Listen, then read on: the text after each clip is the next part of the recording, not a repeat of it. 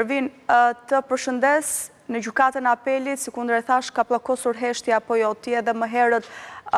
bërë edhe një raportim sa i takon gjithë situatës dhe ishe në skenën në sallën ku ka ndodhur ngjarja e rënë, ndërkohë sot janë pezulluar të gjitha gjyqet apo jo?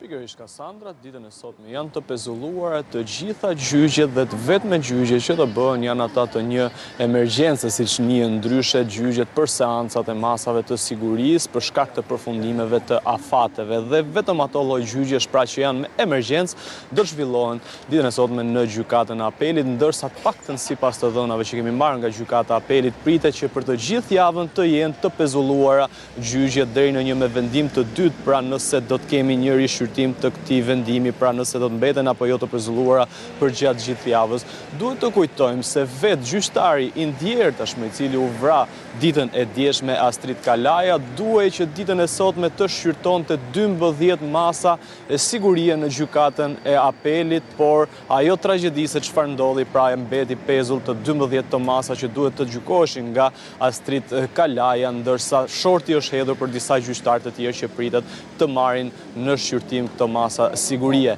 Ndërkohë ditën e sotme gjithë kolegët pra do të marrin pjesë në homazhe, duke lënë dyert e gjykatës të boshatisura, të vetmit që janë brenda ambienteve të gjykatës janë punonjësit e administratës, ndërsa një tufë me lule është vendosur në shenjë homazhesh, pra në sallën e gjyqit në skenën e krimit ku ne ishim vetëm pak momente më parë, ndërsa autori ka pritur në të djathën time pas kësaj porte deri në ardhjen e policisë së shtetit ku e kanë vendosur në pranga, madje në disa pamje që ABC News i ka parë, pra shihet teksa ju bën me shenjë punonjësve të policisë së shtetit që unë e kreva krimin duke ju treguar dhe duke u afruar pranë punonjësve të policisë deri në momentin që arrestohet pikërisht në oborrin e jashtëm të gjykatës së apelit, menjëherë pasi ka kryer rreth 2-3 minuta pasi ka kryer edhe vrasjen dhe i ka dorëzuar punonjësit një pistolet dhe më pas është njoftuar policia e shtetit. Pra siç e theksuam, vetmi që ndodhen aktualisht në gjykatën e apelit janë punonjës të administratës që po merren me çështjet pra dhe sendet personale që kanë lënë edhe gjyqtarët, por edhe trupat gjykuese gjatë ditës së djeshme për shkak të asaj ngjarje tronditëse në themel të drejtësisë shqiptare.